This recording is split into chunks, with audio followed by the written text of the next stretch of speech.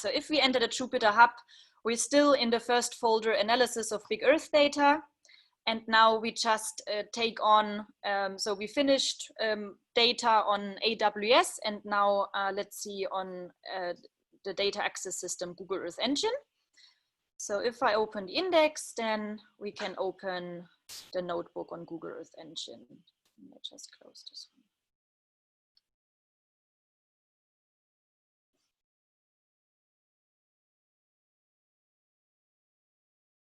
Okay, so who worked with Google Earth Engine? It was not so many people here, right?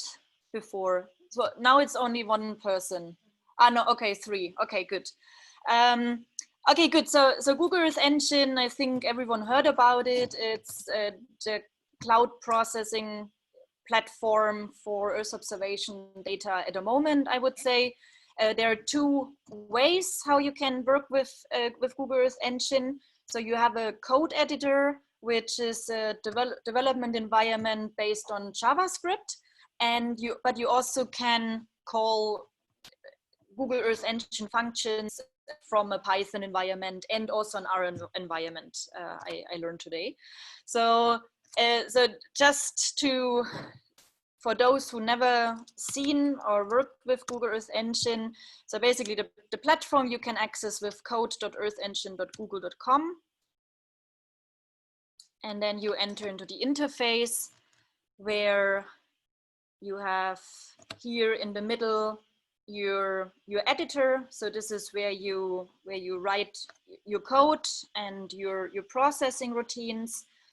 Here below, this is what makes it also very nice. You have like a visualization of your data and map, so you can directly edit on a map. You have also an option that if you have data on your map, you can inspect it and then you get information. Like now we just get latitude and longitude information, but you could also get more meaningful information once if you had a map there. Then you can also print things in order to inspect your data. Here on the right, there is, so you can here create new scripts. So let's say, okay, I did some examples with ERA 5 data, for example. Not sure if this is and this is how code in Earth Engine looks like. So it's based on JavaScript. So you also have to define variables, but then you have like a very a large portfolio of functions which are very efficient to process different type of data. Under docs, you have here like all the functions available and also a good description and documentation of what functions you can use. I think it's also available here. I think very helpful in Earth Engine is also to get started. It's about, so they provide a long list of examples from others, and they also have a new tutorial section which they host on GitHub. And this is, I think, how most people also learn how to work with Earth Engine based on examples others develop, and then you see how everything works. Then you take a code snippet, and this is how you also bring together your workflow. So it is quite nice. You cannot use Python instead of not here. So in the editor, it is only JavaScript. But you can, so this the example now, we show how you can use Python, the same functions, but from a Python environment. Yeah, so, and yeah, this is the other example. So basically here, this is only JavaScript. So you see already, so you have to define variables. And the other option is basically that you make use of a client library. And there's, for example, a Python wrapper, which provides the same functions available in Earth Engine, but for Python. So in order to use Google Earth Engine, and also for this example, you should have an account for Google Earth Engine. But if you have an account, then it should work, and you can register here. Maybe it also works even with my account, so you can also try and let me know. Yeah, so let's say just so the data catalog, if we just open it, it's very extensive as well.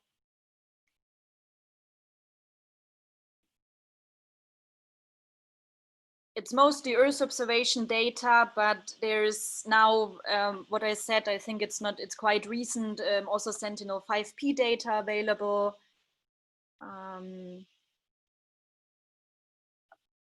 If we look here, oh, it's everything quite slow.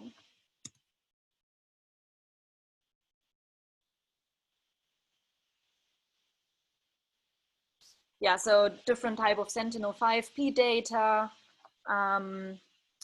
Yeah, like Landsat, it started all with Landsat, so the entire Landsat archive is in Google Earth Engine.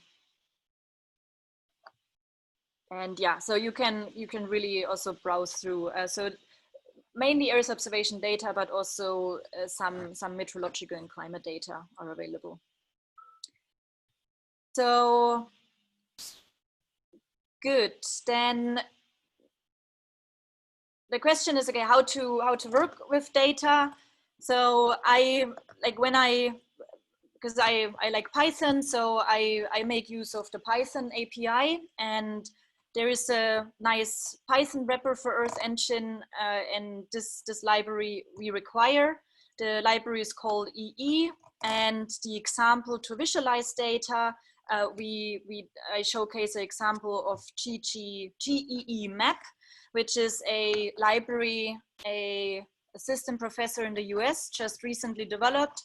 And before it was a bit, this was the only disadvantage using Python, using Earth Engine in Python, is that it was quite cumbersome to visualize data once you had your data processed in Python. And now GMap really brings basically what we see here, brings this visualization interface into a Python environment. So the same code you use to visualize data here to add a layer onto your map, you can now use the GEE Map library to do the same in Python. So this is quite nice. So once you installed the library EE and GEE Map, the first step for Earth Engine Python API is to run the EE authenticate command. And if you command it, let's see if I'm already, oh yeah, okay, I load the library, of course. And then let's see if this still works. Okay, so basically this now works. So if you authenticate in a way that, yes, you run the command authenticate, and then it prompts you to a URL which you should open in a web browser. And if, okay, I just want to open it in a different browser window.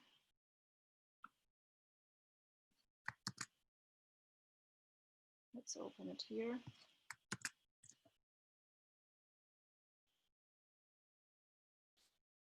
Now it asks me what email address I want to use, or which I use to be registered in Google Earth Engine. I accept.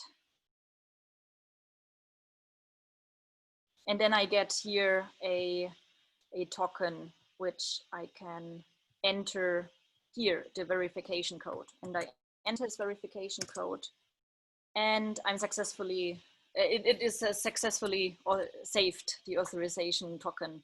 Let's see if it works. So once you made this authorization step, then you should be able to initialize Earth Engine. And it worked. Good. So the example what I show here is based on the ERA 5 monthly information. So ERA 5 is the data we covered this morning. It's climate reanalysis data, but aggregated on a monthly time period. And the function you use from the EE Python package is the image function. So with image, you can select one single image. And because it is available in Google Earth Engine, so I just opened the registry here, the monthly one, and we can see it. So basically here is the ERA 5 monthly aggregates, and there they see the image collection of the data. I can access with ecmwf/ERA5/monthly. In our case, we just load one image, but the same also is possible to load the entire image collection. And so we use ecmwf/ERA5/monthly in order to load one image. And the image is from January 2000. So we just have to specify the path to the data in principle, and then we can already see some more information about the data. So let's do it. So we specify our image, the image from January 2000, and then with the get info command, we can get information about the data. And so this is I always find fascinating, because there's no download step involved. So we directly access the data from Google Earth Engine. And so let's see how our data looks like. So it's also, again, a dictionary with different bands. And we see here that we have quite a few bands. So we have mean 2-meter air temperature. It has like here 25 kilometers on a global grid. And so we have one band on mean 2-meter air temperature, minimum 2-meter air temperature, maximum, dew point 2-meter temperature, total precipitation, surface pressure, mean sea level pressure, and U and V component of wind. And so in total we have nine bands. In like this is Earth observation language. The meteorological and climate community always has problems to actually say that the data are different bands, because it's like different variables. But yeah, in GeoTIFF, you work with bands, and so the different variables are listed as bands here. We get some more property information. So we requested the data for January 2000. So these properties are listed, and we see here again our bounding box. So basically, just with one command, we didn't download any data, and we just loaded the image into our Python environment. Good. Then the next step is then, okay, now we have 9 bands or 9 variables, but we want to visualize, we're just interested in one variable. So now let's select, or in 2 variables, like let's select 2 layers, for example, 2-meter air temperature and total precipitation. And then we can print again information just to see what comes out. So we can make use of the function select. So based on our image object, we select the layer mean 2-meter air temperature, and the same we do with total precipitation. And then we can use again the get info command to get more information about our image or our variable we just chose. And so you see here that now it's much cleaner. So we only have one ID, so one band. We get again the same information on the coordinate reference system. We get some properties, etc. But we're coming closer to what we want. And the same we also have for T2M. You can get the same information.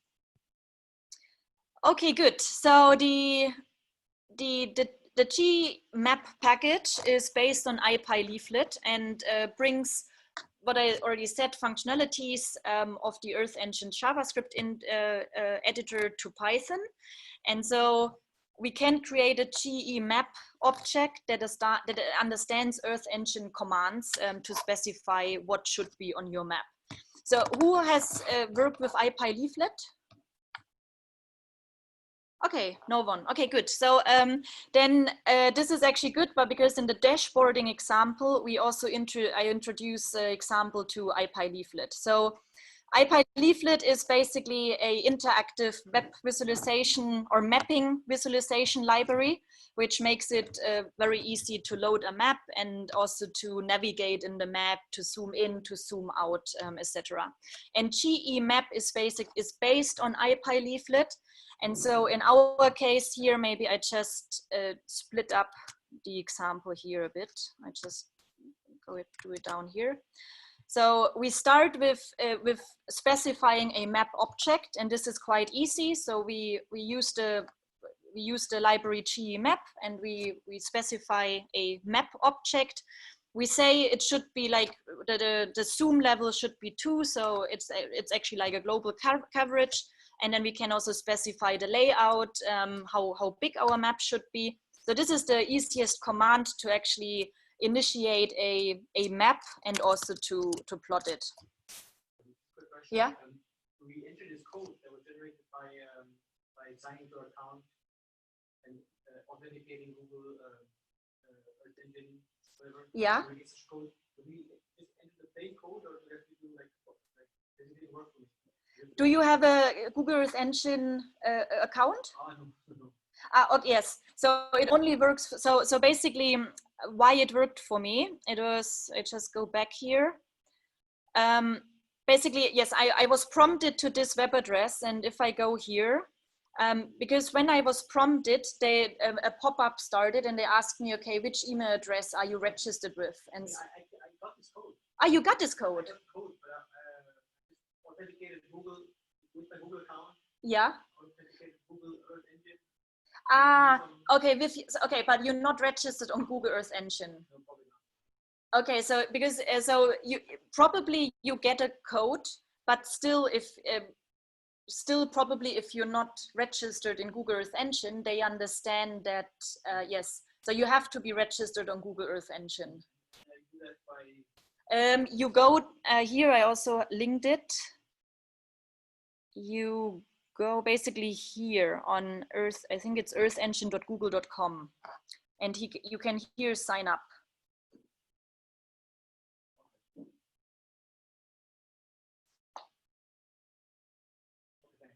Okay. Are there any other questions so far? Yeah. So I recently worked with the Google Earth Engine, and I had a lot of polygons. I calculated NDVI or Longitude, and it took several days to export the data. So the calculations and then a few days to export the data and write it into Google Drive.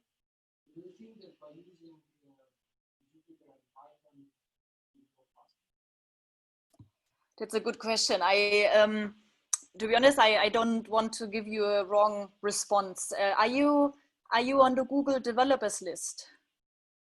Yeah, because this is a question you can post there on, and usually it's so it is monitored by Google Earth Engine staff, but also like the community is quite fast in giving responses, and it sounds like a problem others also had. Okay, any other question so far? Okay, good, then we go back. Okay, so basically this is the simplest thing. So we just initiate a map object, and we already have a very nice map here, which we can zoom out, and we can even draw some polygons on it, and we can add markers. Yeah. So this is GE Map. So we have our map, but now we are of course also interested in visualizing the image we retrieved. And so, and this was not possible before this GEE map package. So basically the code we use on the JavaScript editor in Google Earth Engine can now be used with the GMap object. And so for the 2-meter air temperature example, for example, I identify a color palette just to make it nicely. So I just say that 1, 2, 3, 4, 5, 6, 7, 8, 9. Okay, at around 20 different color values. And then I can basically, with add layer on my map object, I can add a layer. I just say, please add this image T2M, which we specified. I can define minimum and maximum value, and I can also say, please use the palette which I defined here. And then I call again my map object, and my data is on the map. And here it's also like, yeah, so basically, because in Google Earth Engine, if we go back, where was it here? So what you said here is, for example, so if you load an image and then you can also inspect some information, and this also provides, the GMap package also provides it. So we can basically say inspector, and then we get here information. So for this specific pixel, the temperature is 242. So just, I think this is, I didn't say that per default, the data from ERA 5 is in Kelvin instead of degrees Celsius, but we can also convert it. So this was, yeah, the example. So are there any questions? So this was just basically just to showcase how it's basically easy. So it's altogether like 5 lines of code to load the image, to select the variable, and then to plot it.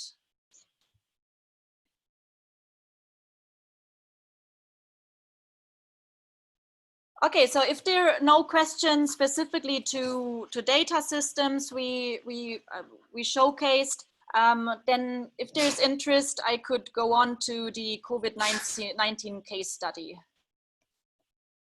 Yeah? Okay, good. So then we start there.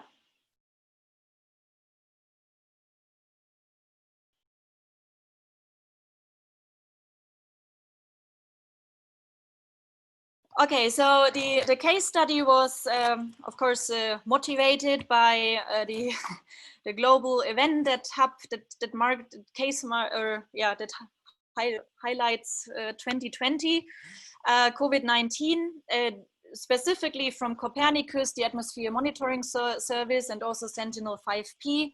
It's like really good data which can be used to monitor specific impacts. So specifically, it was also quite often in the news that they were saying, because of the less frequent travels everyone had, you might see an impact of NO2 concentrations in specific regions. So, it was motivated that because China was a bit ahead, like around 3 months of us, and they really saw differences in the Hubei region. And then they also started looking specifically also in Italy and Europe if you see some potential impact on NO2 and a decrease in NO2 concentrations due to COVID-19.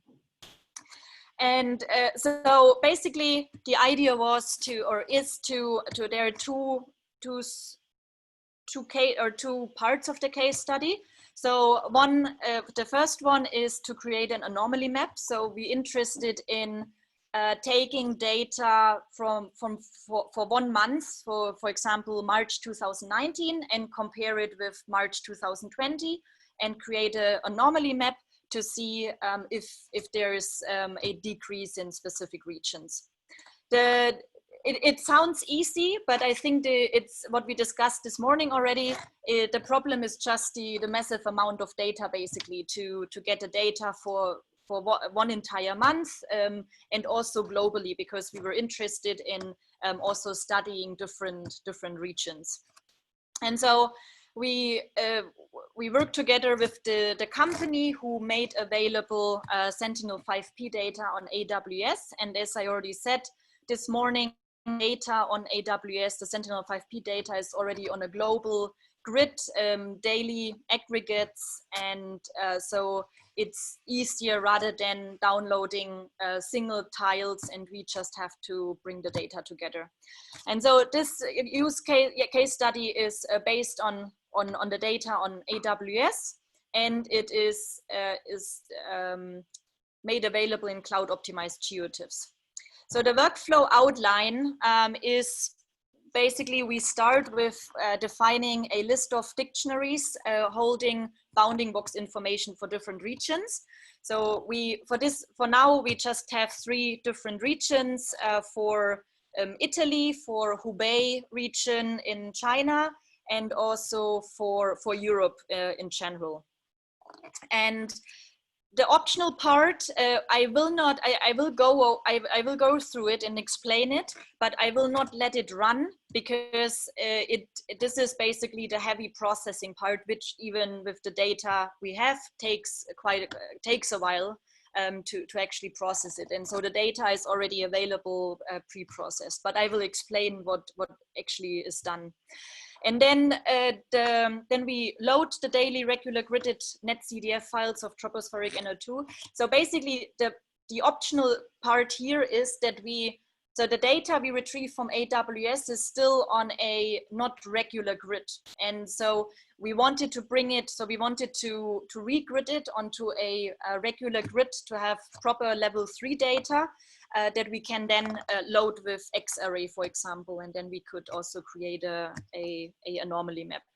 And so this part here, we regrid the data we retrieved from AWS. And then we load the data, which we store the netcdf. We resample the data and generate monthly means, because it's daily aggregates we have. Then we apply the conversion factor for Sentinel-5P data, which is a general conversion factor that needs to be applied. Then we generate a geographical subset of a specific region, and we visualize the average tropospheric NO2 for a specific month. And the last step is then to bring together and generate an anomaly map between 2019 and 2020.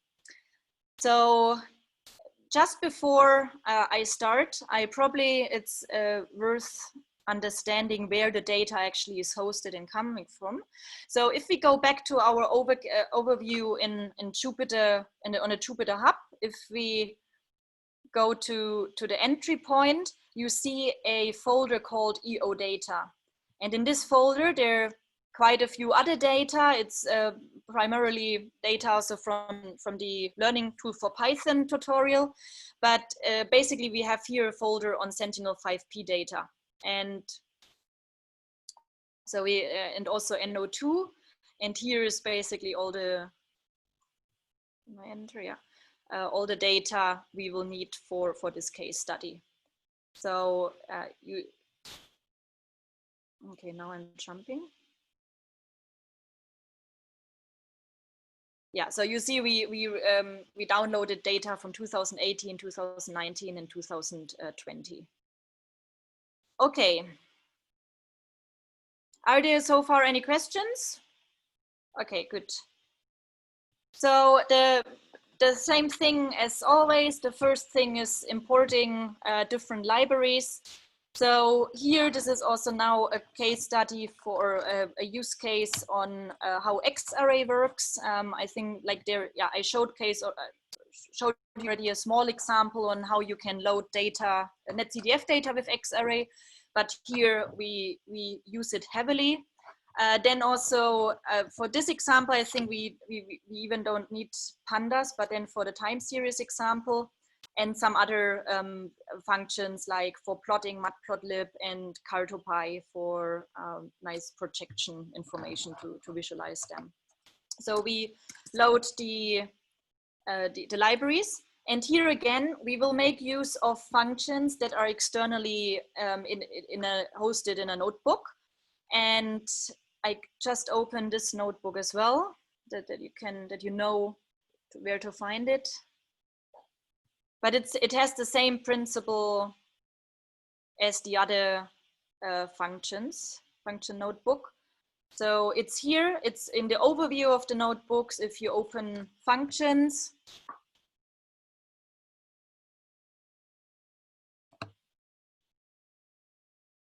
you see, like, it's not a lot of functions we make use of, but yeah, like for example, visualize p color mesh. It's quite extensive to define, yeah, all the axis information and projection information. And so we just take this out. But if the function pops up, then we can just also inspect what is actually what a function is doing. And there's another function for subsetting. So this is just to create a geographical subset. And yeah, I think there it's, yeah, so this is basically to filter data DF subset, and this is to generate a geographical subset. Okay, this one. Good. So we also load these functions that we have them. Oh, this one. Oh, there could be, let's see if it works. I see that there's some, I think we don't. Okay, good.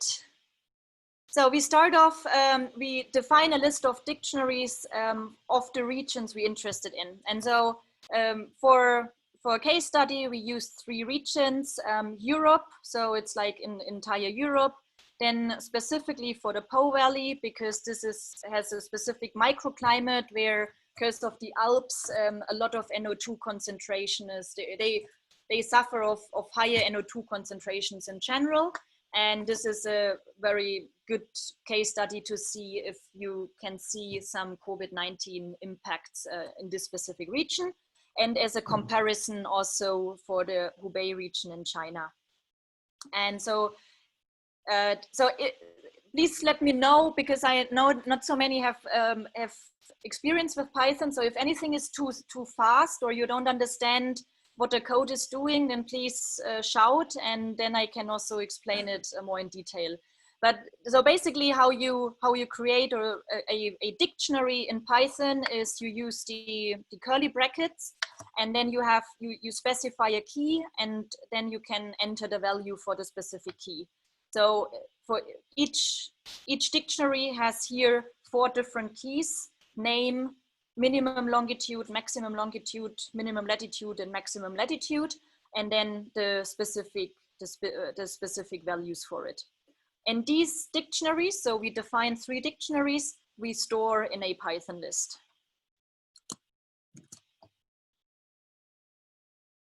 And the Python list is just with squared brackets in Python.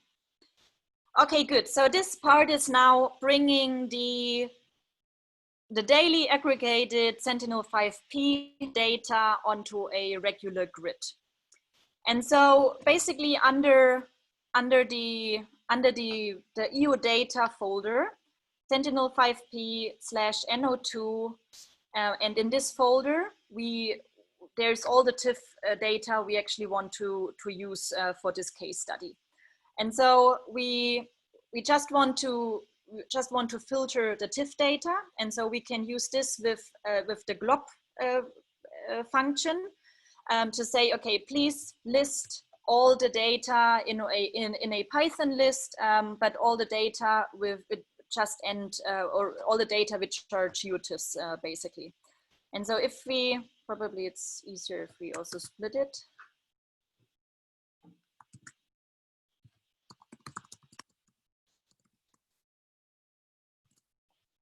Okay, so you see here that like, yeah, if we filter it, we get, so we only downloaded the mask data with 75% cloud filter. And so if we load the data, we have now here a list of all the files which are available under this folder. And now, but because we see already that it's not sorted after date, but we're interested in a sequence of dates, we just want to sort it, and we can use the sorted function to sort. And if we then see, then it's basically sorted after date. Okay, so now we have our data in a list. which already helps us to do something. So the next step is that we want to generate, or we want to regrid it onto a regular grid, onto a 0.036 times 0.036 grid. And for this, we have to define latitude and longitude bins. And additionally to these bins, because the process is called binning or regridding, we have to define the center of each latitude and longitude pixel or data point. And the center part should have one entry less than number of bins defined. And so the first part here is that, so this is just, we create a NumPy array of number of pixels in the end we want to have from -180 to 180 on a specific, so this is the resolution we want to have, and the same we also do for latitude. And here basically we just specify the label for each bin corresponding to the central latitude or longitude.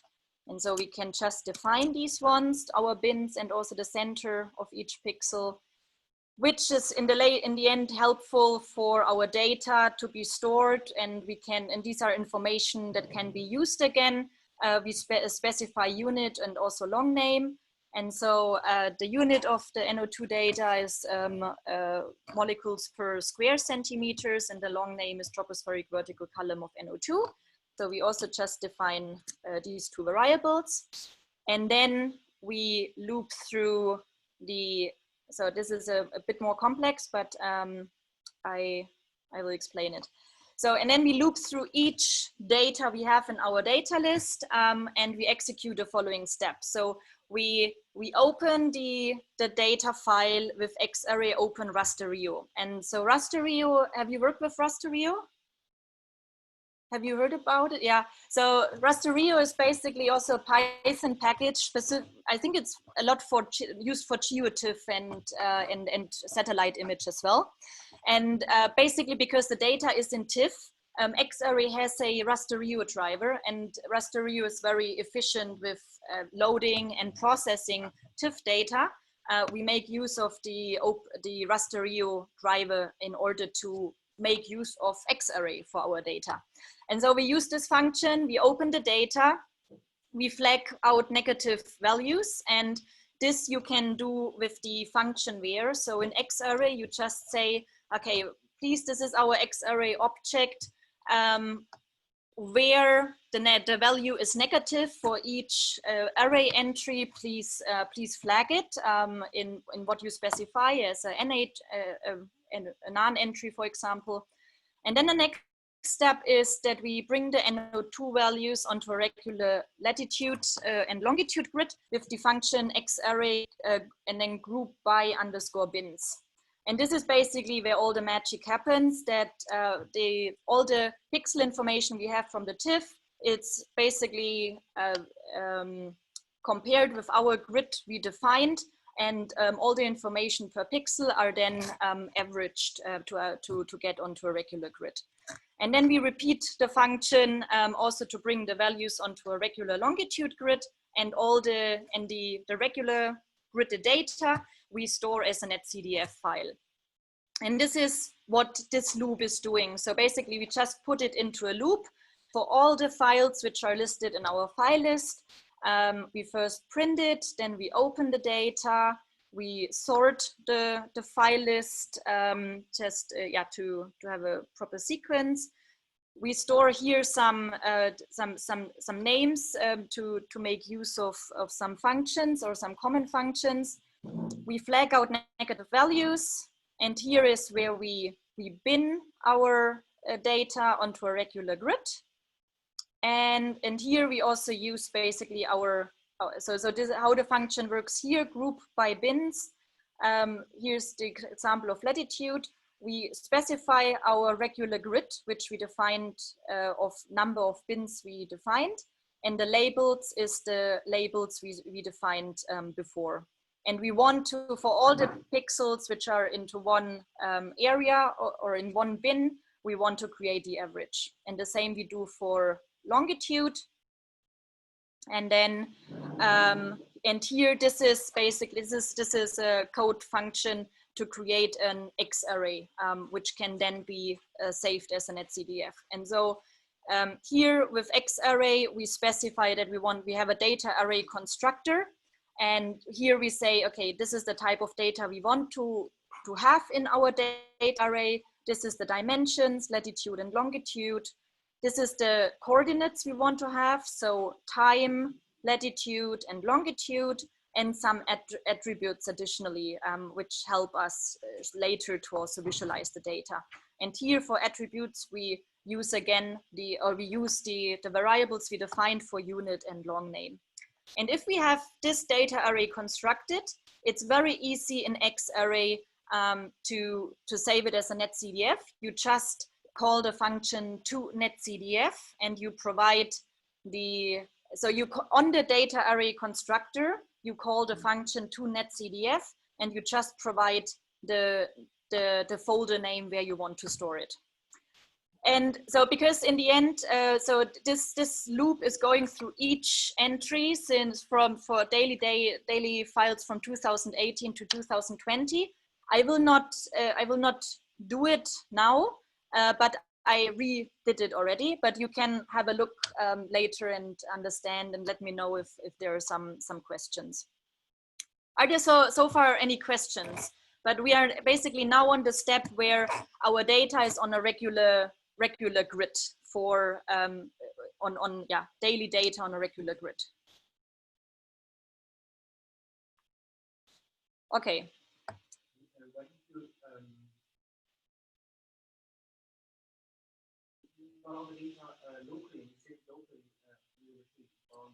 On this, so yeah, we downloaded the data with AWS. From the AWS, and the example I showcased you in where I presented AWS. This was exactly the same code I used for downloading the Sentinel-5P data. But they are, so the data is what I showcased here. It's basically on here. So this is the entry. Probably you have to go one folder back. But under EO data, Sentinel-5P, there is the data we loaded now, and we also stored netcdf. So the data so let's go here. The path we specified here is, I think, okay, I changed it because yeah, there were some. So basically the data we saved here on netcdf, we can go here to Sentinel-5P NO2. And then we go to NC, which is for netcdf. And here, this is, we organized it already, but yeah, this is now for each day in 2020 and 2019. This is our daily regular gridded netcdf file. Okay. Good, so basically, so let's imagine, okay, we just run it, we have our data, and now the next step is to load all the netcdf files from 2019 and 2020. And this can be easily done with Xarray with the function open_mf dataset. And MF stands for multi-file dataset. So this is very powerful because you can just give a list of different netcdf files and you can specify a dimension you want to concatenate the data on, and then you already have basically like a multi-dimensional array just with one command. And so in this case, we set the keyword argument concat_dim to time because the dimension we want to concatenate the data on is time. And we do this for both years, for 2019 and 2020. And so if we do it, so the first command is open multi-file dataset. So we open it with Xarray, and we can do it now because our data is on a regular grid. So Xarray only works on regular grids, or works best on regular grid. So X-array doesn't work if one layer is a bit shifted to the other layer. Then it can't be efficient in the functions X-array provides. And so we specify the data of 2019. We concatenate with time, and we say the combine keyword argument is nested. We then, and our object is called for, because the data we have here is for November, December, January, February, March, April, and May. Okay, let's also split up this one. I think this is also easier to go down. And I also put this away. And then we can go step by step to see how it looks like. Okay, if we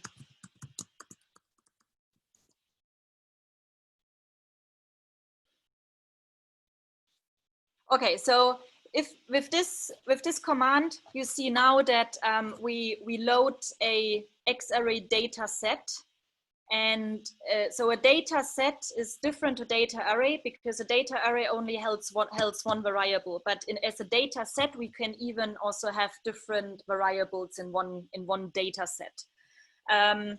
But and I just show you with the next command, if we specify a specific variable, for example, NO2 tropo, which we see here, then a data array is called.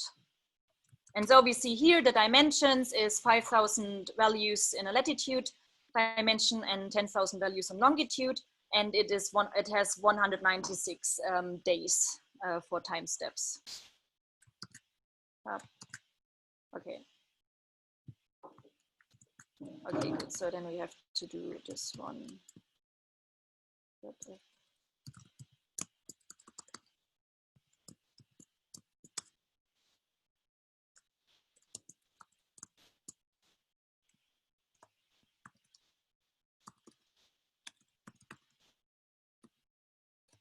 And we call it NO2.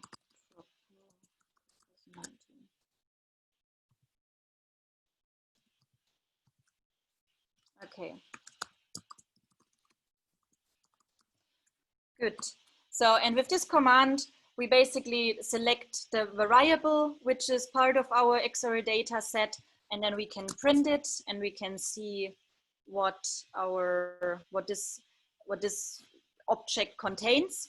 And here you see once we chose a variable, our data set is transferring into a data array, because each variable is stored as a data array, but you can store multiple variables as a data set.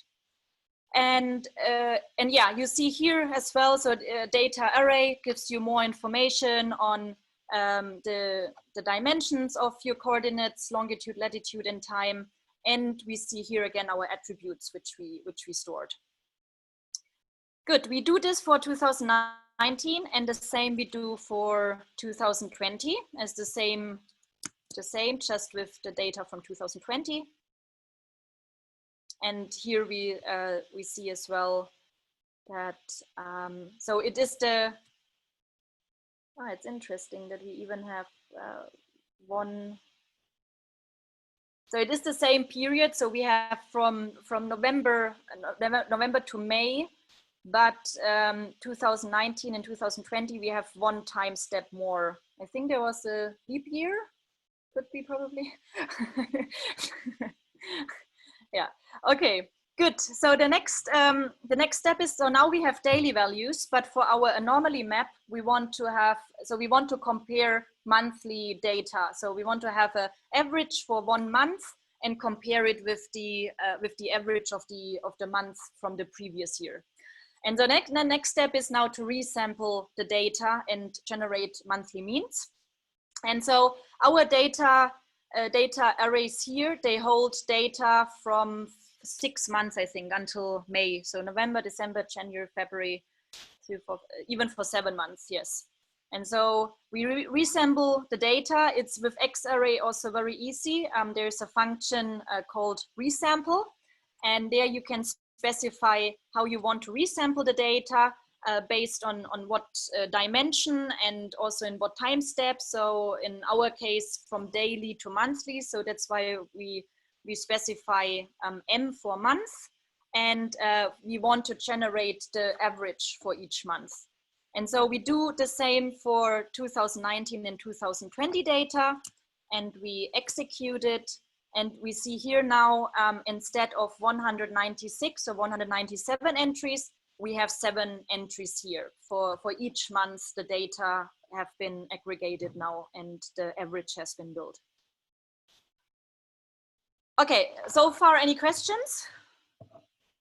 Okay, it's a long day, so if you also have the feeling for a 5-minute break or something, then let me know. Otherwise, I just continue.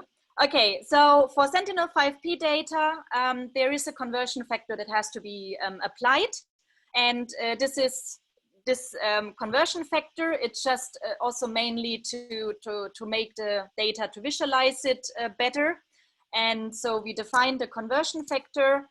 This factor, you can look up the official documentation of Sentinel-5P data. This is taken from there that this factor has to be applied to the data. And the easy that we can apply to the data, it's we take our X array data array object and we just multiply it with the conversion factor, and all the array values are then converted and the new values are stored. So we execute it, and then the next step is that because now it's basically what we see here, it's still on a global grid. So we still have global Sentinel-5P data, and we could easily now for each region, we could get the monthly averaged NO2 data for 2019 and 2020. But we want to, like for now, we want to have 3 different regions, or I think this example, no, okay, this example just showcases one example, but this is actually a good exercise. You can then let it run for another region, and you can see how it changes. So here the region. So when you remember at the beginning, we defined our region list with the 3 different dictionaries for Europe, for the Po Valley region, and for the Hubei region. And so the first entry in the region list is the dictionary. So I just showcase you here what data is here. So it's basically just for the Europe extent. And so we take this region, the latitude and longitude bounding box information, and we subset it. And so we use the function generate geographic subset. We apply our data arrays for 2020 and 2019, and we create a subset for both years for Europe. And this is just an example where we rename the coordinate information from longitude, from long to longitude, because this is just because the function generate geographical subset looks for longitude and latitude instead of long and lat. And so we let run the code. And if we now inspect our Euro 20 data array, we see we still have 7 time steps, which is good because we want to have our 7 months, but we have much less latitude and longitude information and entries because we just subsetted it based on the latitude and longitude information of our region dictionary. Good. And now basically the next step is, so now we have the average NO2 for different months for a specific region for Europe. If we want to do it for a different region, like here for the Po Valley, we just change here to the second entry of the Python list, etc. And we have it, and now we can visualize it and we can see how the data looks like. And so for visualization, we make use of Matplotlib and Cartopy. Cartopy is, and this in combination, it's very nice because Cartopy provides you different types of projections for your data. And especially if you work with global data, it can be quite useful. And so we use the function, and but we have to specify a set of information. And basically this set of information just helps us to customize our plot as much as possible. And so in this case, we select the time step 5, which is November, December, January, February, March. So it should be for March. So we select the March information, and for that the visualization is easier, we just convert it we apply another multiplication factor. This is just to make it easier to visualize the data. This is the data we want to visualize. Then we also provide, oh, this is actually a mistake here. Then we provide longitude and latitude information for the plot. We say the projection we want to have, which is like just a simple plate carré projection. We can here specify the different coloring.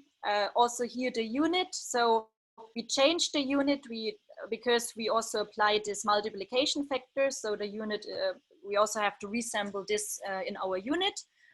But we can use the long name, which our data array holds. Here we also specify the minimum and maximum values. We can here also specify if we want to geographically subset our plot. The log keyword is if we want to apply a logarithmic scale, which sometimes for data can be quite handy. And this is also another keyword if we want to have a global map or if we want to have a subset. And in our case, we only want to have a subset. And then we can execute it.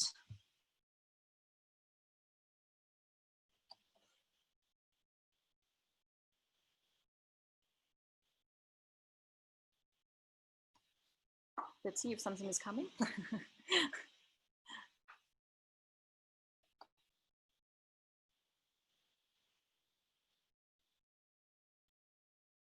Okay, let's see. So let's wait. It should actually come.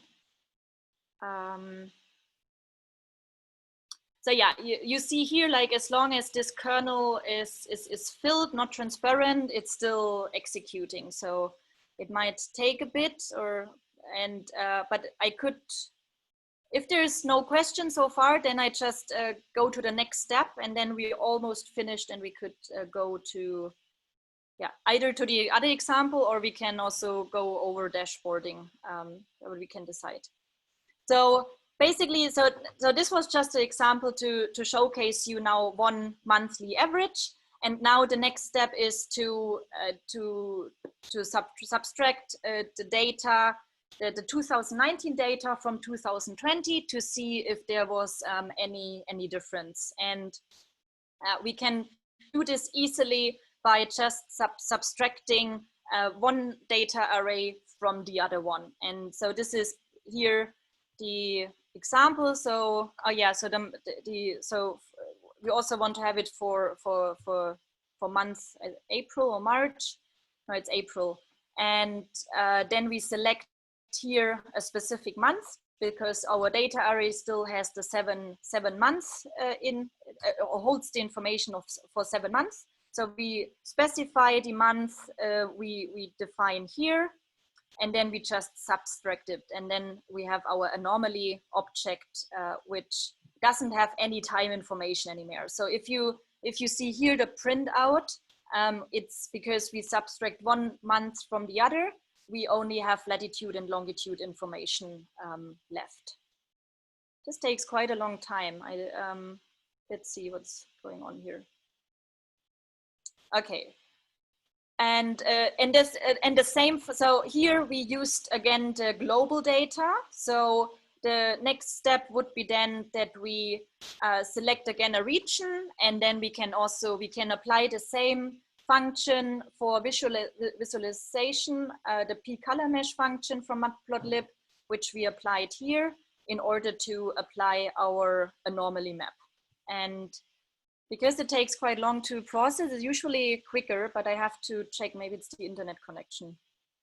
But in principle, it's basically, you see here for April, so Anomaly Map from April 2020 to April 2019.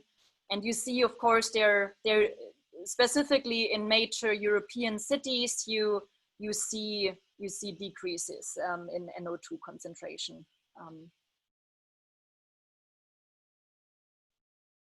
Okay, it's still processing, so we check. We let it run and we see if it's coming. So are there any questions so far? No, like already. It's also getting hotter. Right? Okay, the question is now, so we could go to the other example where we did a time series analysis of the 3 different regions. So where we compared, so we averaged all the pixels for one region, and then we compared the time series from November to April and May of different regions and for different years. Or if you are more interested in dashboarding and IPy widgets, how you can make in notebooks also interactive, then we could also jump to this part. What is your feeling? Don't be shy. Now it's your chance. Okay. What about others? Yeah. Okay, good. Otherwise, yeah, like the content is there, so it's on the Jupyter Hub, and you can, if you have questions, then you can just come and see me. Okay, good. Then we go back. Okay, so we go back to our entry point on Jupyter Hub. I just closed some things here to make it a bit. That is still processing, so I killed a oh now it's done. Did it do it? Okay, so just to finish it here, so this is a monthly map for I think it was 2020 for April. Yeah, monthly averaged NO2 values for Europe. Okay, good. I just leave this one. I also close this one. Close this one. Okay, good. So we're back at the beginning. So we now go to the second folder, to dashboarding with Jupyter and Voila. It also doesn't have so many notebooks, so it's a small example. So we start again with index. And this is basically just gives you the outline of the tutorial and what we do. As I said, all the notebooks of this are also available on GitHub. And yeah, you can also have a look here, but the same content is also on Jupyter Hub. And yeah, so this we already have, so everyone has access to the Jupyter Hub. And okay, so this tutorial is about Jupyter widgets. Who heard about Jupyter widgets? Okay, good. So it's something new, which is good. So the learning curve is higher. And the Jupyter widget, so it's basically interactive widget applications, which you can combine to actually create interactive dashboards with Jupyter notebooks. And so far up to, I think Voila has been released. I don't want to say something, but some years ago, it's quite recent when Voila was released. Before, the Jupyter widgets were available, but when I introduced it in some workshops, people always said, oh yeah, it's nice to play around with, but okay, what is actually their functionalities? And you know, it's fancy, but I don't know what to do with it. And now with Voila is basically, it's an application where you can turn your notebooks into interactive dashboards. And so you specify your widgets, you add some events to it, and then you can render it with Voila, and then you have an interactive dashboard, which now becomes understandable why you have widgets. Because before you had widgets, but in between you also still had code, and it was quite confusing for people to actually interact with it. And So this tutorial provides you an introduction to Jupyter widgets and also to Voila. And we developed one example dashboard, a small one, but based on Google Earth Engine data. And then, yeah, I also, probably we don't have a lot of time left afterwards, but then I just invite you also to try to play around with it. The unfortunate thing is that I realized that Voila doesn't work on JupyterHub. So you see here, the extension is here, but I don't understand the specifications too exactly, but basically so Voila starts a local Voila server, and this doesn't work on JupyterHub. So for this example, so the last step to showcase you how we can actually turn our data into a dashboard, I will go to my local install and show you how you could then render your notebook as a standalone application. Good, so we start with Jupyter widgets.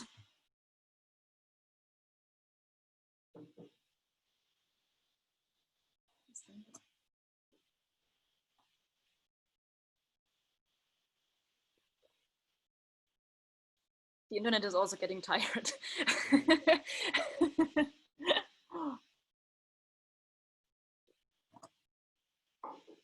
Okay, it's there.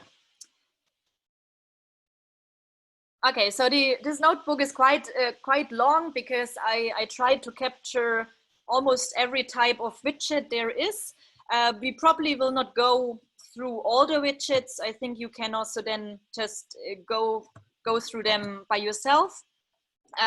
But first of all, yes, I think I already introduced you what Jupyter widgets are, then how you can install Jupyter widgets, and then we will go over some widgets and how you can also personalize or make changes to specific widgets. Good. So widgets, as I already said, are interactive HTML widgets for Jupyter notebooks, and with widgets specifically for tutorials or researches, you can also showcase how your result is impacted by a changing input. So you can list it, like, for example, you have a mathematical function which defines a plot with some input parameters, and with widgets you can then actually have a slider, and people can play around and see how the plot changes while the input value changes as well. So I think specifically also for teaching some content interactively, it's quite nice. Yes, and they represent it in different features, which we go over them. Installing is also, as always, so you can install it with Conda, or you can also install it with pip. If you install it with pip, you also have to enable, because IPyWidgets or widgets is a Jupyter Notebook extension, so you also have to initiate, or you have to how do you say, define the extension of Jupyter widgets. And once you installed it, you can load the IPyWidgets library as usual. We start with importing our libraries. Import IPyWidgets as widgets, and then we can start. So you see here already, there's a quite extensive list of widgets, different types. So we have sliders, we have progress bars, we have text boxes, we have buttons, we have widgets where you can make a selection. We have container or layout widgets, which help you to align and lay out different widgets, which we introduced above, to define a layout for your application, or for your dashboard. And IPyLeaflet is a mapping library, but it's also part of the IPyWidgets collection. And I also added an example here. And I think because not so many worked with it, I think it will be quite useful. Okay, we start. So as sliders, there are different type of sliders. How widgets generally work is that we loaded our widgets library as widgets, and if we want to define a specific widget, for example, a slider that contains integer values, we just specify widgets dot and then int slider, what we do here. And in our widget function or object, we can specify a specific key arguments. And so it always starts with a value. So we can specify the initial value of our slider. We can also specify minimum and maximum and step.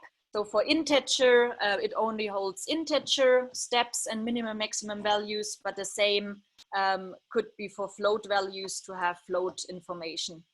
We can also add a description, and then basically besides the widget, we also see a description of the slider, what the slider is actually about. We can specify an orientation. It can be horizontal or vertical. And also a readout, it displays the current value next to the slider or not. So let's make a test here. We want to have an integer slider, just simply going from 0 to 10 with a step of 1. We say the simple description slider. We say it should be horizontal, and the readout, so the number should be displayed besides our widget. And here we go. We have our interactive slider. It's very easy. So the number is written next to it, and we can play around with it. As an example, I think the next example, I did it here as well. So this was integer. So if we here would specify as a step 0.25, it would not work, because this is just holding integer values. Okay, but we have a float slider. So instead of int slider, we just change here to float slider, and we can specify again minimum and maximum, but now we have a step of 0.2. And our orientation is vertical. And so we can execute this slider, and now we have a vertical slider with much more steps in between. Yeah, and there's also a float log slider to resemble a logarithmic scale. There's also, instead of one specific value of a slider, we can also have a range in the slider. So we can also say, please, that we want to specify a minimum. So we specify minimum maximum, but we can also specify a range within our minimum maximum. So, and this the same we have again for integer and float for values. And so here the example for the integer slider is we specify here, because we specify int range slider, and then instead of one single value, we specify here a list of the range which we want to initiate. Again, the step, and actually the same keyword arguments that we had before, and we initiate it, and we have a slider range which we can here interactively change. Then there are progress bars. This is also easy, the same here, progress bars for integer and float. So this is everything numeric here. We will come back, we will come to text-based widgets in a moment. So this is, if we want to have a numeric progress bar, the same here again, we have minimum and maximum step. We have an initial value, we have a description. The only change here is that we have a bar style, and here we can choose between these different color terms, I would say. So between info, danger, warning, and success. So let's just initiate with info, which is blue, but if we change it here, for example, to burning, then we get orange, or success, I think, is green. Yeah. Okay. Good. Now this was numeric widgets. Now there's also widgets that accept strings. The specific widgets for strings are bounded integer text and bounded float text, integer text, float text, and then specific text boxes for simple text, for an area of text, and also combo boxes and drop down. Just an example here. I think the same keywords specify here again. Okay, so these again, it's actually for, again, to hold numeric values, so integer or float values. But if we, so it's instead of a range, we have here a text box where we can go up and down our numbers. And the same with float int text. Then we have integer or float text. And if we have here, this is now for float text. It's the same, just with float values. And then the text information or text or the text widget. This now takes real strings. It has a text box. We can specify again the initial value. We can also, so we can also specify a placeholder which comes up once we change the text. We can provide a description, and we can also disable it at the beginning. But yeah, we don't want to do that. Then, so yeah, this is a text box. If we now delete it, then we see the placeholder here to type something. Text area is the same, just a bigger area. So the same things, but it doesn't seem to work. Why now? Not going on.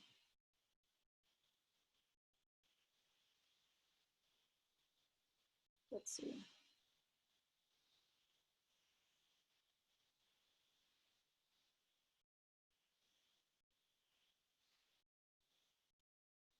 Sorry about that.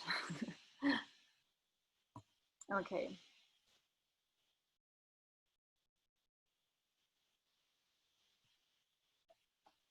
Let's go here again and go to, I think we were in text area. Okay, good. So yeah, this is just a bigger box.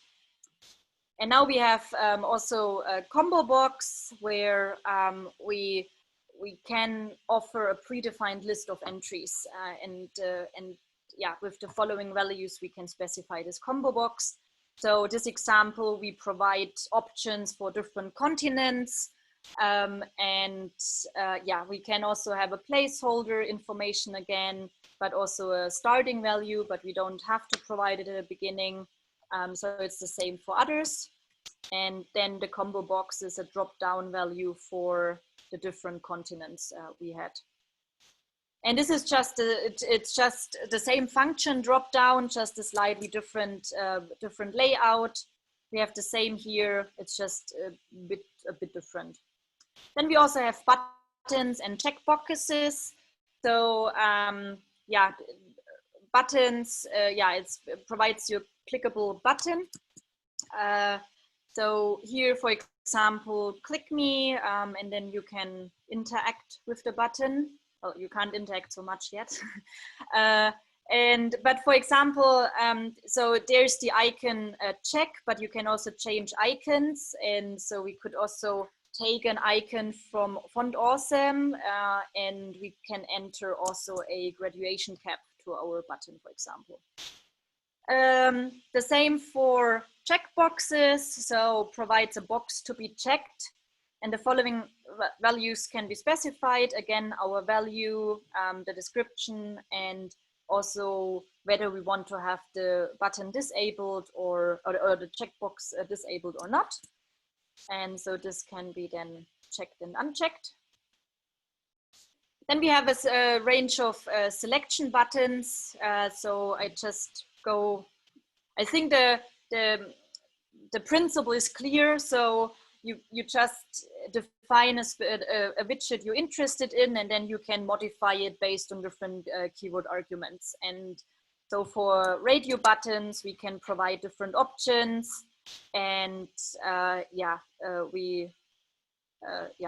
and then it provides us different things to choose from. And then select is it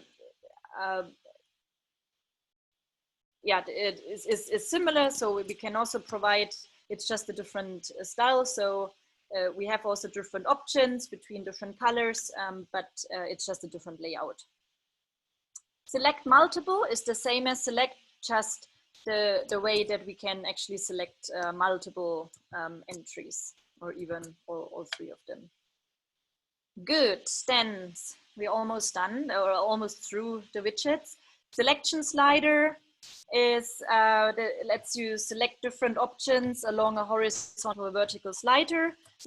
Again, we can specify an initial value, a description, a orientation, whether it should be horizontal or vertical, and also specify a readout. So if it's true, then the selected options are written next to or below the widget. And yeah, so this is basically a slider, but not with numeric values, but with text-based or with string information. And the same here, selection range slider just allows you to select a range of text information. So we have here an example with dates between January and December, and we can here specify a range instead of a single value.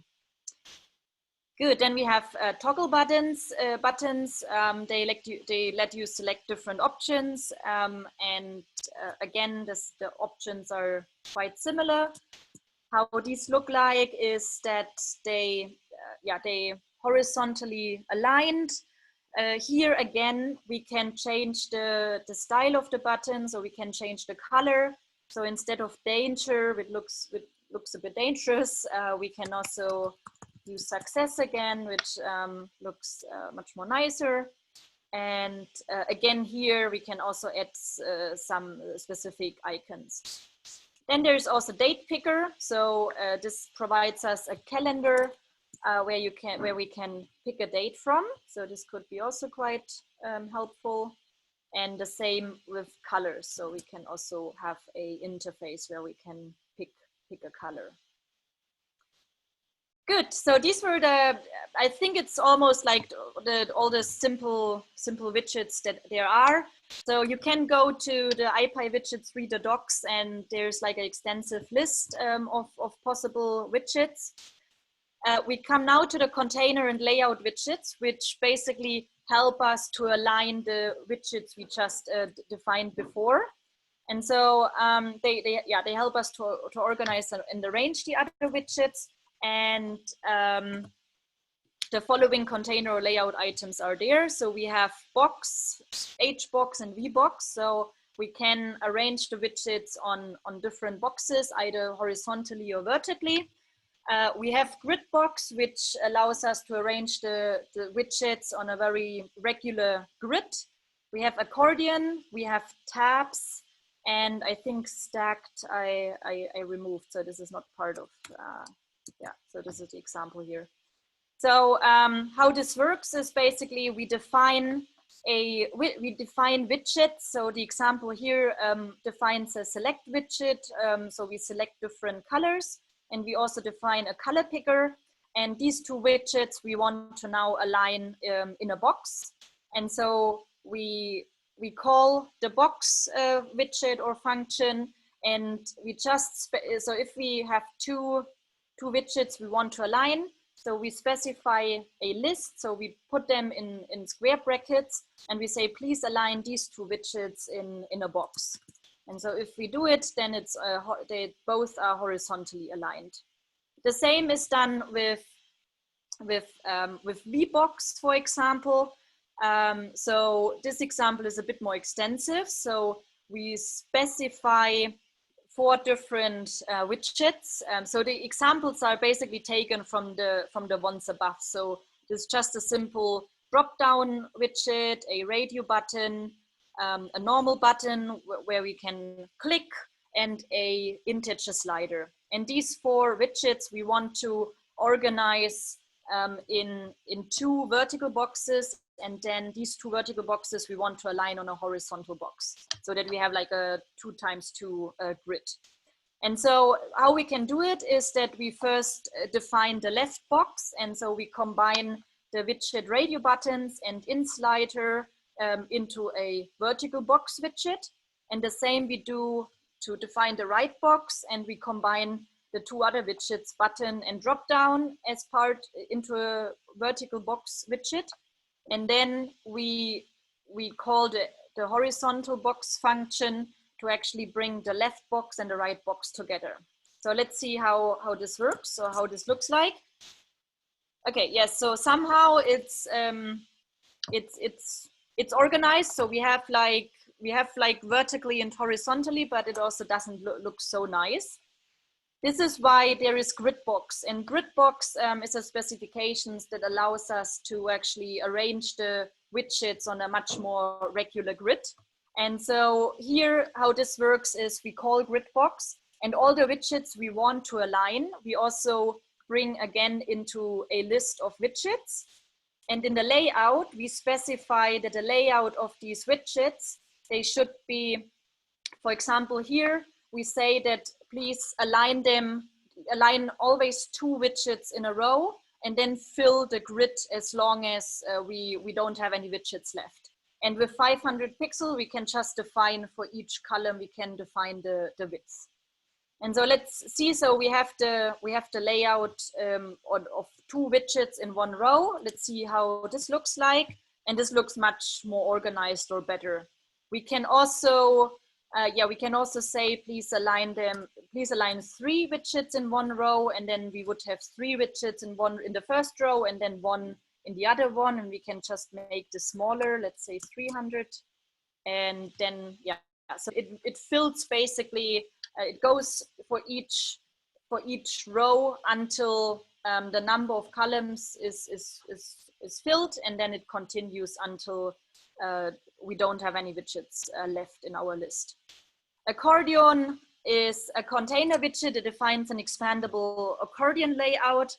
And so the widgets are, the widgets we want to specify are children of the accordion. And so how this works is that we specify an accordion widget, and as children, we use our 4 widgets we just defined: radio buttons, in slider, button, and drop down.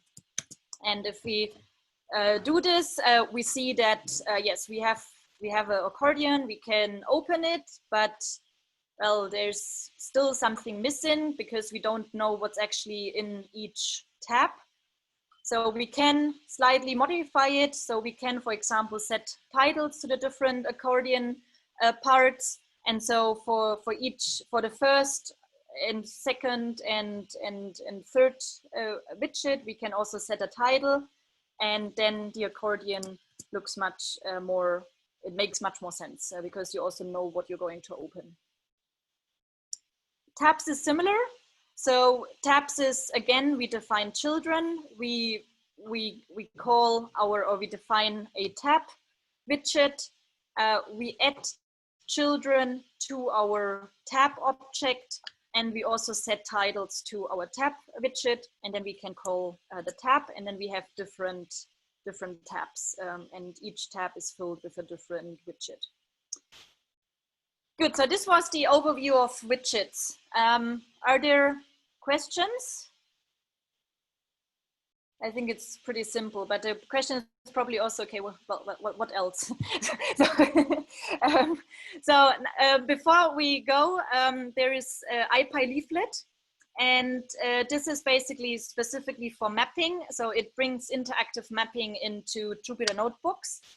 And we had already an example, so this GE map library is based on IPy leaflet, And basically, yes, IPyLeaflet has the same structure. So the simplest example we can have with IPyLeaflet is to create a map object. So from the library IPyLeaflet, we import different functions. So we call it, we import map, also base maps, because we can change the style of the base map.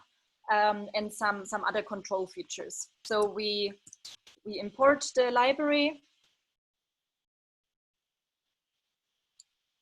and this is the easiest example. We just define a map object, and again, we just want to have a quite wide zoom, that we have like a global map. And this is again, so this is less extensive than the example we had with Google Earth Engine. So we can zoom in and zoom out, but otherwise we can't do a lot yet. There are other controls we can add to our map. So for example, we can add the split map control. If you have two different layers and you want to split the map and you want to compare two different examples, for example. So we can split the map in two parts, and this allows us to compare two different maps. And so for this, we have to specify another map. So we have already our first map one object, which is just a simple map. And then we can define another map with map 2, and it has the same specifications. It's also a map object. And then to our maps, we add basically two different base maps, which are available from the IPyLeaflet library, and we can use base map to tiles for it. And we can, in order to make use of the split map control, we can make use of split map control. And we say the left layer is our left layer with the base map, and right layer is a different one on the right.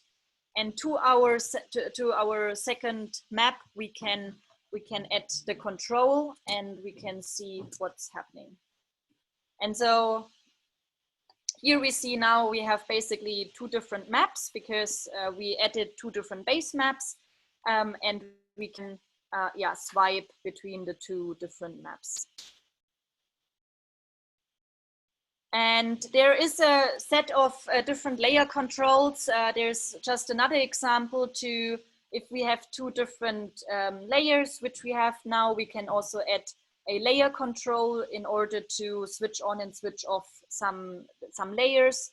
And we can, it always has the same principle. So we can, to our map object, we can add a control, and we can print it.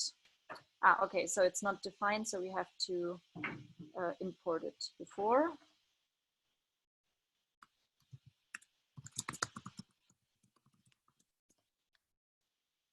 Okay.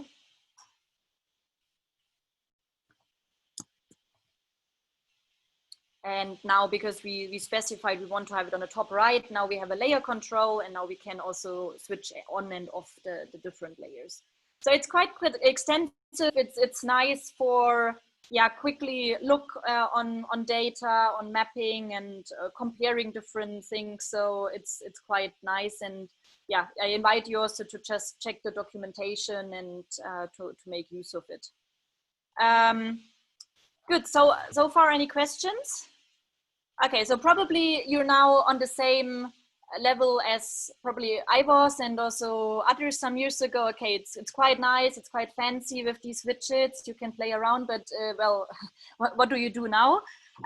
So the next step is now to go through an example how you can actually combine, or how you can you can bring or add events to your widgets, which then trigger another action, because this is how it's supposed to be, or how this could be useful. So we open the next notebook.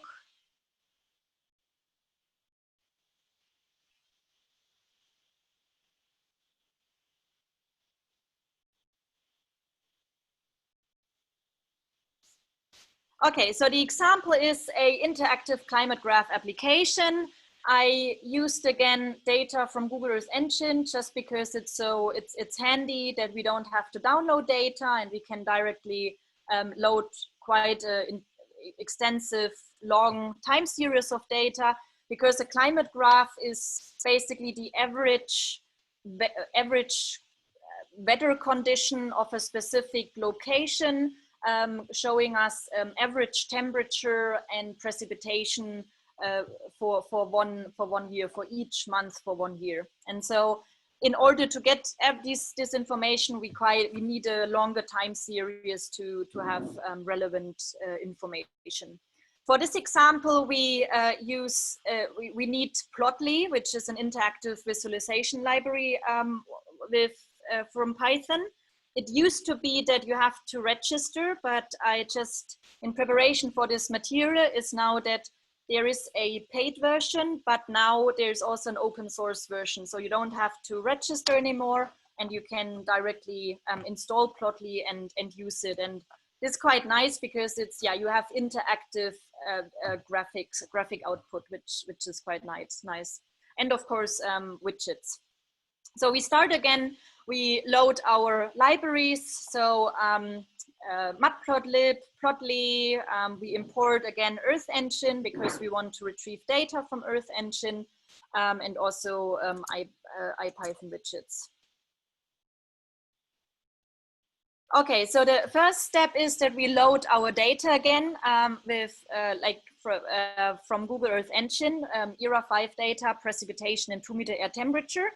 So the first step, what we had before, is also that we have to initialize our Earth Engine API. It still works that I'm authenticated. That's good. And now instead of a single image, we now load an entire image collection. And so we still use monthly data because, yeah, it's already useful to have monthly data for a climate graph, but over a longer time series. And so instead of image, we now call our image collection, and again, the same collection. So ECMWF/ERA5/monthly, and we store it into a image collection ERA5 monthly. The next step is then that we, because now we have let's have a look how our object looks like.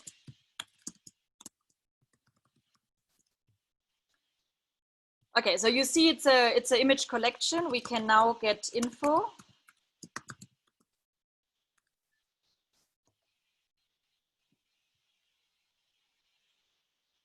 Probably it's, yeah, okay. Oops.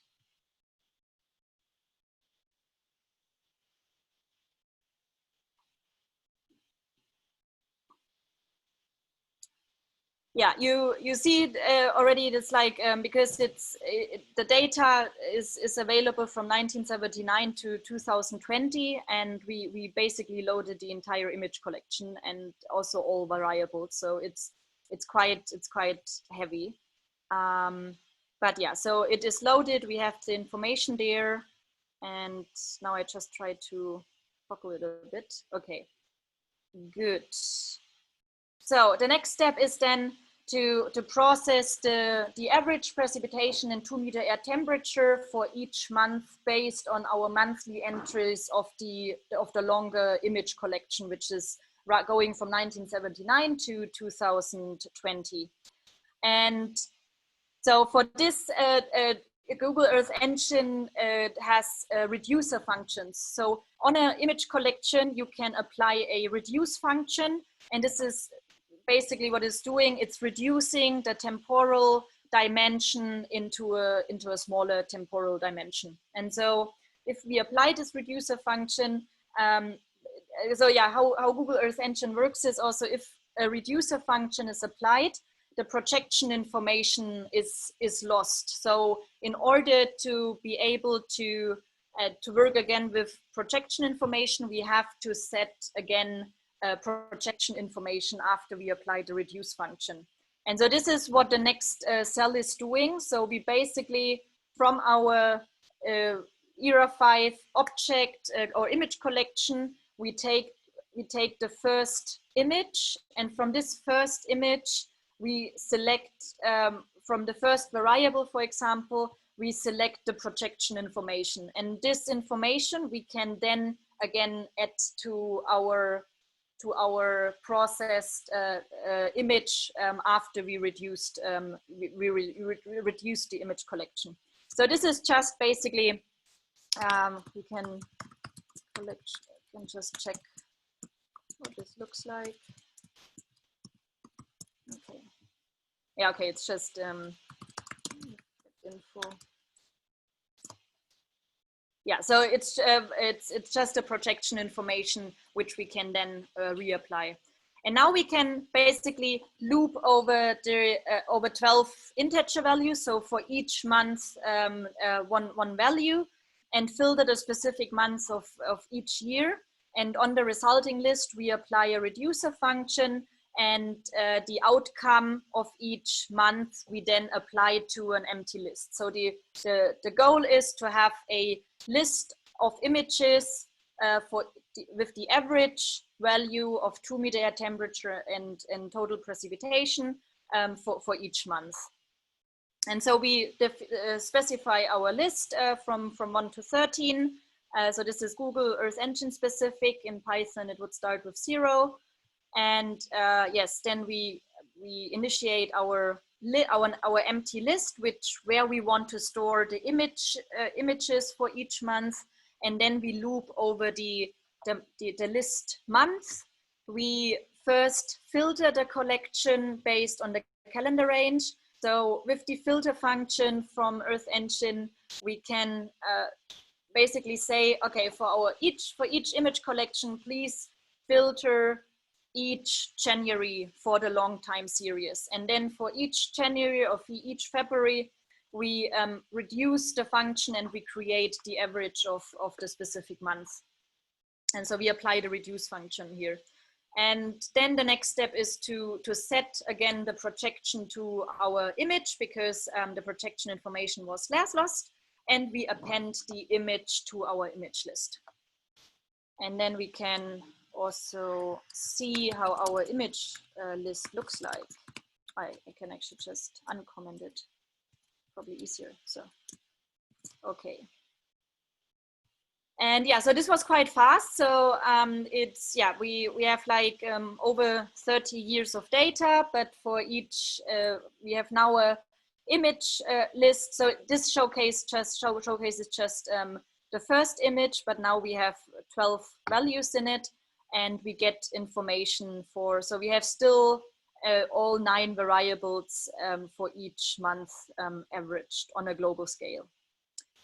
Okay, and so this is a markdown, and yeah, and the final step is basically because now we have an image list, but in Earth Engine, it's easier to work also with image collection. So the final step is then to convert our image list into an image collection. And we can also see how this looks like. Okay, good. So we have our monthly or our average temperature, and or actually all the variables, temperature and other variables averaged for each month. And now we can visualize an interactive climate graph with Plotly. So just the next step is basically because a climate graph shows for one location, and so with Google Earth Engine, there is we can retrieve information based on different geometries. And so if we use the geometry point, we can specify longitude and latitude information, and we retrieve the time series for one specific location. And so we do it. So here's the example for Rome, for example. We specify longitude and latitude. We retrieve the time series information, so for one point. And we select the total precipitation and also the 2 meter air temperature time series, and we can do this with the select function, and a select function, which we apply on our image collection. And we just, instead of retrieving a time series, we also just have to narrow it down to a very small region, basically. So the wrapper or the function is get region, but for the region is basically just one latitude and one longitude information. And then we can execute it. And our the outcome is basically a list of lists with, for each month, we have the ID, we have longitude and latitude information, we have time, which is not registered here, and also mean 2-meter air temperature values. And the same we also have for total precipitation, which we can see here. So the values here is again temperature values in Kelvin. And here it's precipitation values in meters. Okay, good. So then what I already said, we have the units in, so precipitation is in meters, but we want to have them in millimeters, and the air temperature data is in Kelvin, but we want to have them in degrees Celsius. And so the next step is now to convert our time series information to new units.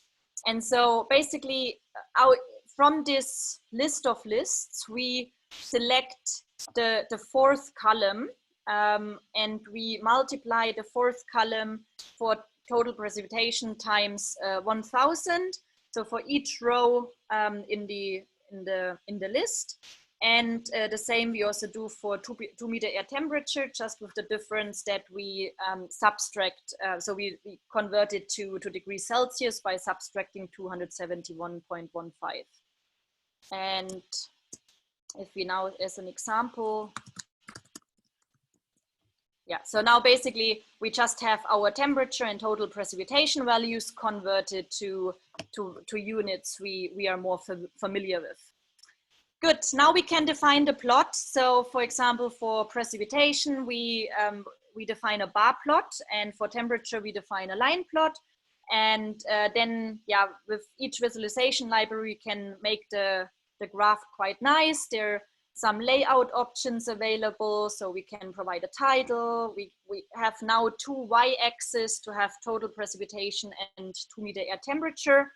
And then, yeah, we have a background color, for example, and we can also specify the orientation of the legend.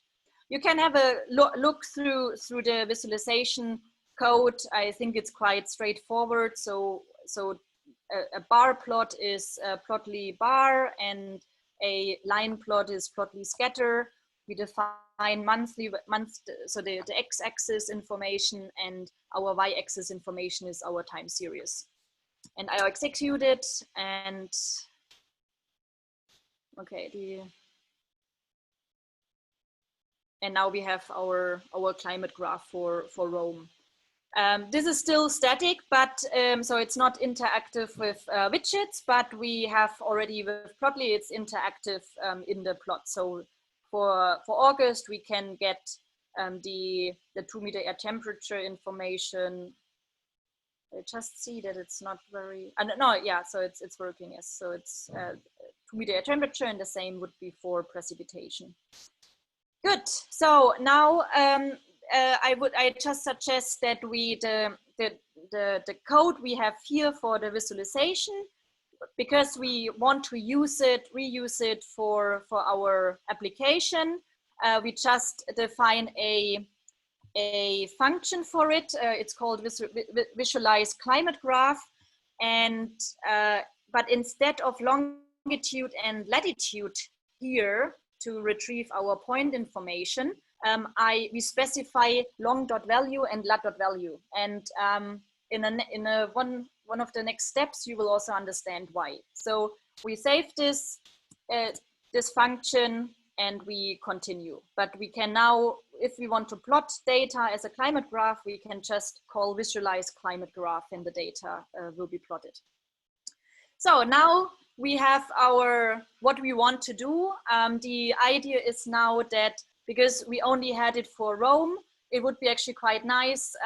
It's a simple example, but if we have a slider of all the latitude and longitude values, and we have a button, and then so we choose different latitude and longitude values, and once we click the button, then our graph is updated. And this is what we want to do.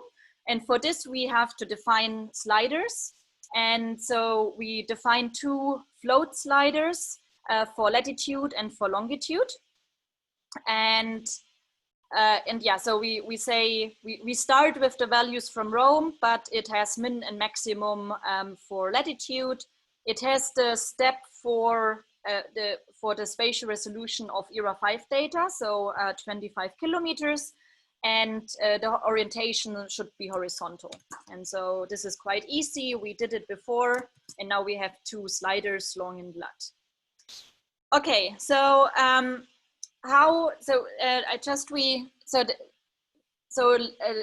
widgets in the background are actually also dictionaries that hold specific information. And so the specific information for a widget we can call with the keys function. And so if we load, it's not a dictionary, it's actually a list. If we load if we call the function keys on a widget, we see all the information we can actually get. So, and the information we're interested in is value, because this is basically based on the change of value. We want to trigger an action and we want to update our plot.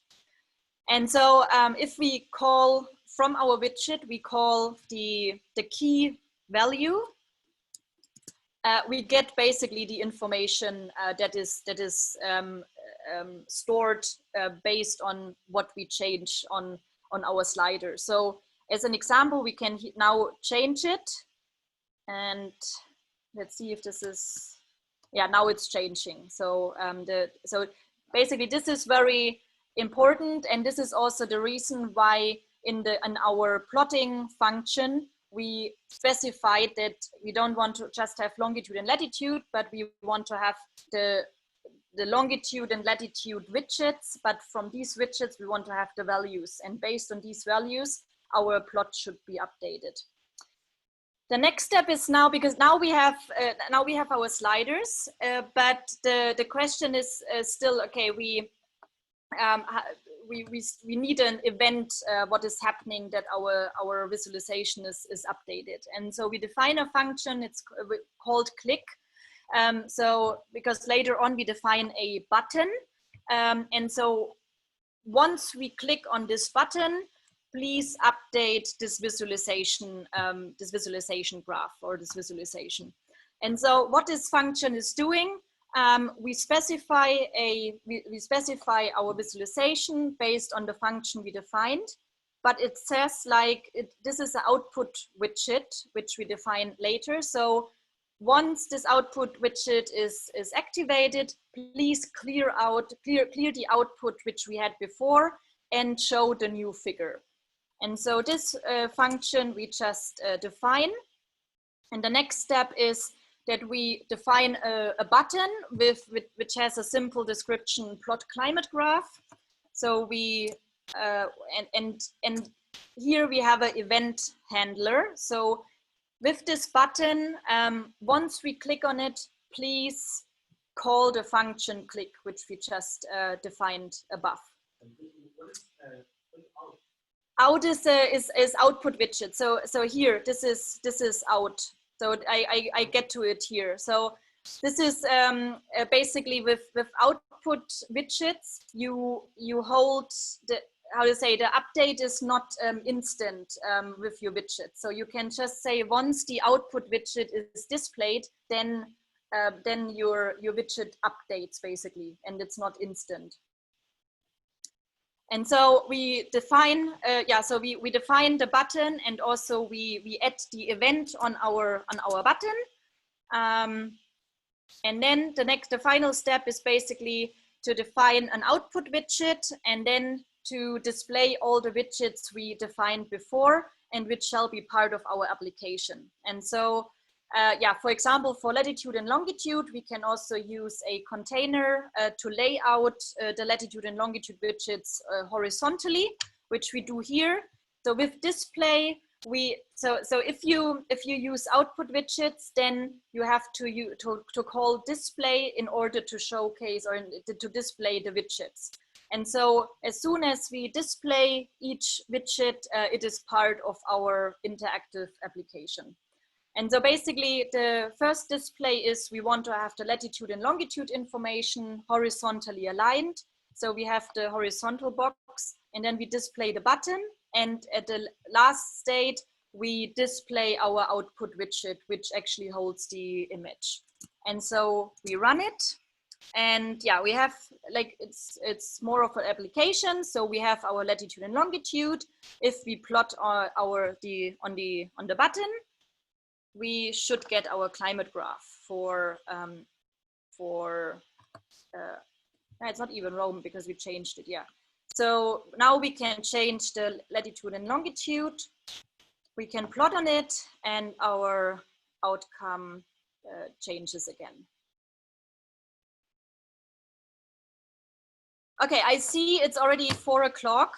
So this is, so specifically with these widgets, so I also invite you that you can, so for example, here I linked to Jupyter output widgets, and there are also some other event handling things like interactive functions, interactive output. And this is still, I would say, quite complex, also the documentation. But yeah, so I invite you to try it out because we just need also more geospatial examples for this. And so if you, I don't know, if you're still interested or you're still motivated, I can show you how Voila then looks like in the end, but this would take maybe another 15 minutes. Or you can, I also have a notebook and you can try it on your local machine, because in the end, it's just calling Voila and all the, so what Voila is doing, it extracts all the code which is not shown in the application, and just all the output is shown basically. And so can no, I can't do it here. Okay, I can. So what is your motivation? So you want to see it, or okay, otherwise you can just leave and okay, good. So I go now to my local install and I open the other notebook.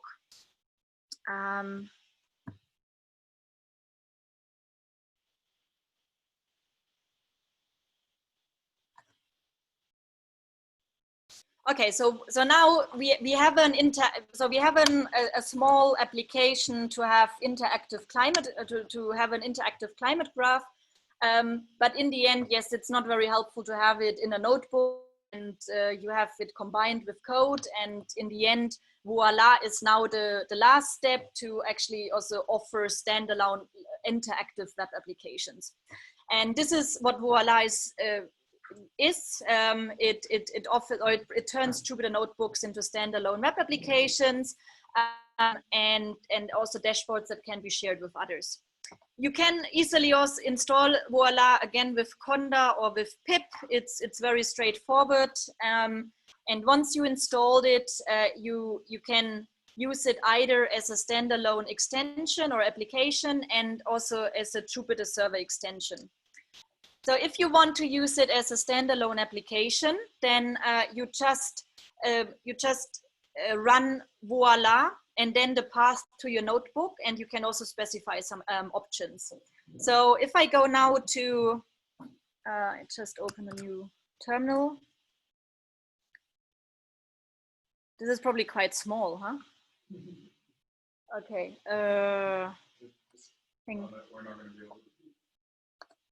Not okay. So basically so what I do now, I just change, the first thing I change is my, hang on, I have to go to my Jupyter environment again. And then I just change to the folder, and then I just replicate the commands which are a part of. Okay, so good. So what I change now is I go to, this is macOS terminal. This is macOS, yeah, yeah.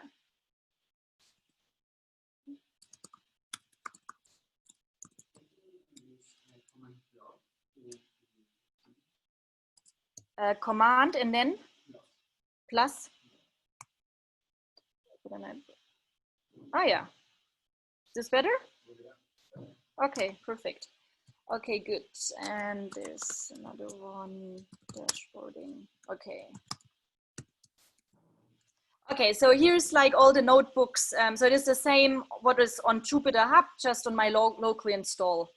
So the example, so there are different ways how you can now render Jupyter notebooks with Voila. And if I go back to, where is now this is here.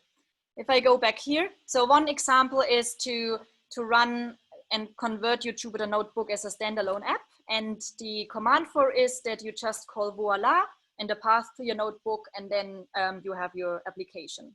So let's see what's happening.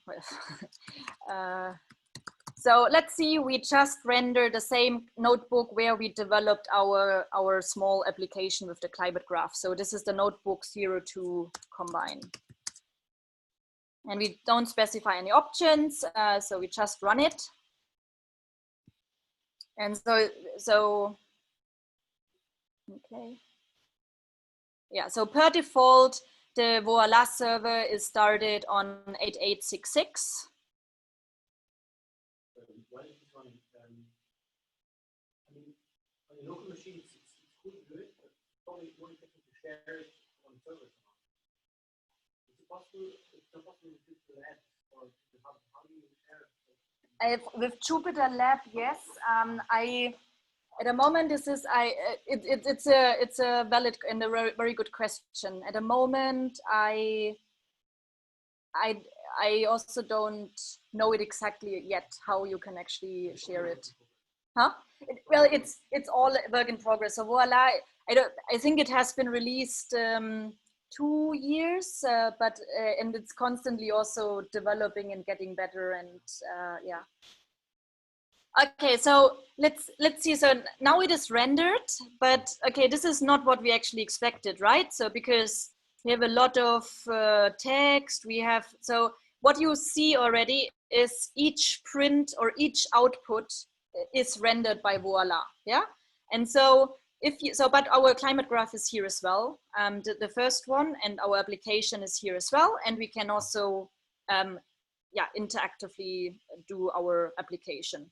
So, but if we want to share it as a Voila notebook, we definitely just have to minimize it to just the code we use for our application, and also only the output we really want to show. So as an example, I prepared a notebook. I can actually stop this one.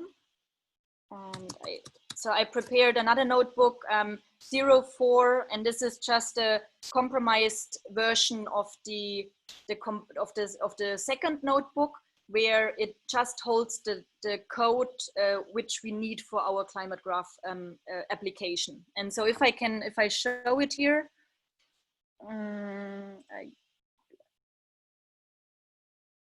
it's here. So because any markdown or any output is basically then also in your application or in your dashboard.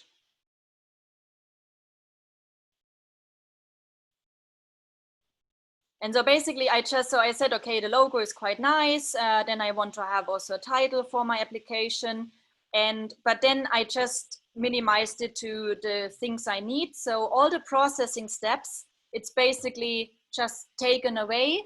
But I also took out any other description. So it's basically just a plain notebook with all the processing steps.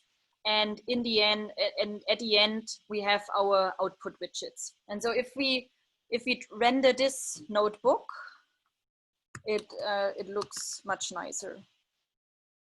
Okay, hang on, I'll do it. Okay.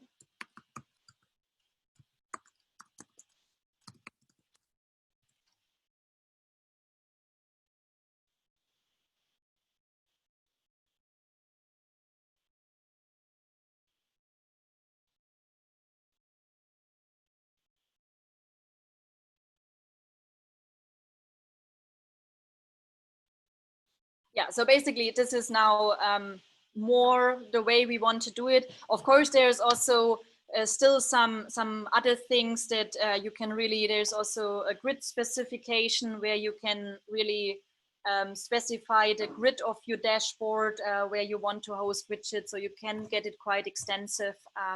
But yeah, the understanding, so I think the principle you have to understand is that the code is taken away, but any other output from each cell, if you print something or something, will be then part of the dashboard. And so yeah, so but this is now the minimum or the only things we want to have. So we want to have our widgets, we want to be able to change them, we have a title, and we can plot our climate graph. So this is the example how to run it as a standalone app. And yeah, it's a good question. I think this is still something to see how it actually can be hosted. But probably as part of a website, you can probably integrate it, and then you can provide also the dashboard as a website. Yeah, and so. And the other option is basically, so if we want to run it as a standalone app, so we can, oh no, this is what I already did. So I provide an example how you can actually do the examples from the GitHub. So you can clone the GitHub notebooks, you can go to the folder, and then you can run the command, the same what I just run now. And the next is that we can actually use Voila as a Jupyter server extension. And so for this, we can run Jupyter, so we can open a Jupyter Hub. I just, yeah, I opened this one here. So I just open a Jupyter server with Jupyter Notebook. And then I can, instead of tree here, I can also change to Voila, and I get an overview. So I can now run each notebook also as a Voila standalone app. And so if we open here our minimized version of the climate graph application, it's the same.